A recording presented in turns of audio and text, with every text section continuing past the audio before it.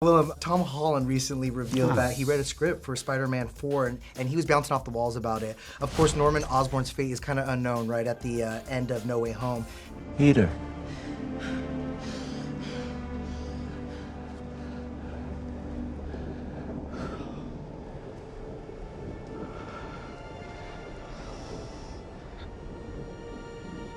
What have I done? Do you think fans will ever get a chance to see if Norman survived and made it back into the universe? We'll see. Yeah? We'll see. Yeah. I think they just want more Willem. I think they want more Willem. I could come back. You could go, you like the MCU? Listen, Tom was great to work with, and the series of Spider-Man films that I did were great fun. Great fun, yeah. It is like a dream. It was our wedding. When we turned around, everyone was dead. The stench of their bodies was horrible. Standing before me was death. But I'd never been so happy. Well, the best compliment I can give y'all is that I got spooked by the shadow of my fiddle leaf tree in the corner of my room last night after I watched this movie. I mean, perfect film for the holidays, right? Yeah, absolutely. Absolutely. This creature is a force more powerful than evil. Its desire is to consume all life on Earth. Only you can redeem us. Willem, you first volunteered to be in one of Robert's films after you watched The Witch in theaters. So what was it about this particular project, because this is your third film together, where you're like, I'm ready to do it again, I gotta be in this film? I just like working with the guy. He makes good movies. He gives me interesting things to do. He challenges me. He knows my triggers. He, gets the best out of me. So that's where you want to be. You want to be inspired. You want to be challenged. You want to have fun things to do. And you had a lot of fun things to do in this one, didn't you? Yeah, I did. You did. Always. I love it. So what's it like when you get a call from Willem being like, I want to be in one of your films? I mean, it was kind of shocking because Willem was one of my biggest heroes, and it's kind of like hard for me sometimes to, I need to pinch myself to think that I'm, working with Willem Dafoe all the time. It's very exciting. And to get a front row seat to his performance in this, though, I mean, were you watching those dailies like, wow? Yeah, of course. Yeah. I mean, he has such a powerful performance and a nuanced performance, and also, the movie has a lot of dread and a lot of suspense and a lot of horror. But Willem's character also gives us a little humor. He's able to let the steam out a little bit. I got to exhale a little bit when you came on screen. I was like, oh, finally, a little laugh here and there, My report, sir, will include Lieutenant Wolf as being witness to the shooting. All right, lass.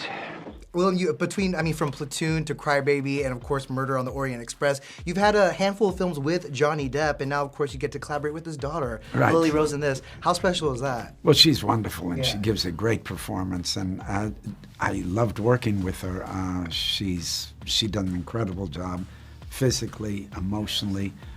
He set her up beautifully, and she went beyond. And then also, my character is interesting. One of the interesting aspects is he's the one in the story that sees her, that gets her. And this is a woman that nobody sees. She's alone. Her only bond is with Nosferatu. Yes.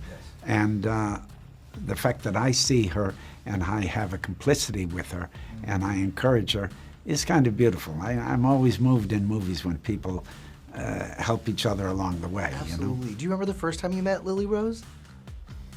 I think it was probably in Prague when we did a table reading. Wow. But immediately I was really struck by her whole presence, and then put her in the bonnet and those clothes, and she looks like she came out of that period. She's got a beautiful period look, and she's fierce in this movie. She's really great. Speaking of fierce looks, let's talk about Bill Skarsgård as Count Orlok. I mean, what was the process like of figuring out what that creature was going to look like? Well, basically, the journey of the cinematic vampire, the evolution from Max Schreck to Bela Lugosi, and finally ending with Edward Cullen.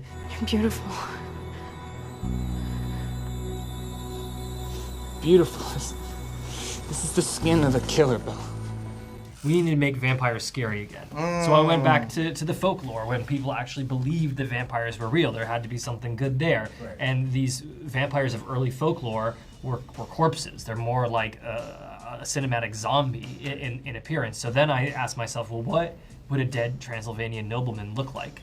And Bill Skarsgård. Bill Skarsgård. Bill Skarsgård with a whole lot of prosthetic makeup. Of course, on. yeah. I mean, he's totally unrecognizable. Is it full body prosthetics? Yeah, like... yeah, 6 hours of prosthetic makeup, and and I remember it was the third makeup test with the full makeup and costume when I saw Bill disappear and Orlok enter, and then the darkness just entered his skull, and it was scary, yeah. but inspiring, Of course. I mean, that's the point, right? I mean, what's it like seeing that on set for the first time?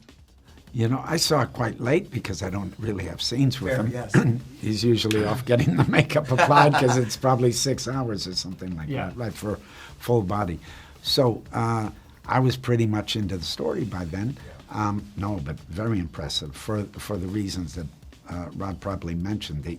It was a different kind of vampire than we've seen before. I mean, very rooted. He did look like, I don't want to do any spoilers here, but he does look like he's Romanian, and it's usually been some suave English guy or something else. Yeah. So this was very rooted in kind of a history. Absolutely. Willem, you actually played a version of Nosferatu in 2000, Shadow of the Vampire, which you received an Oscar nomination for. It's been a fitful night, but you wake refreshed. What is that beside you? It's a book about vampires. Nosferatu. What is the matter with you?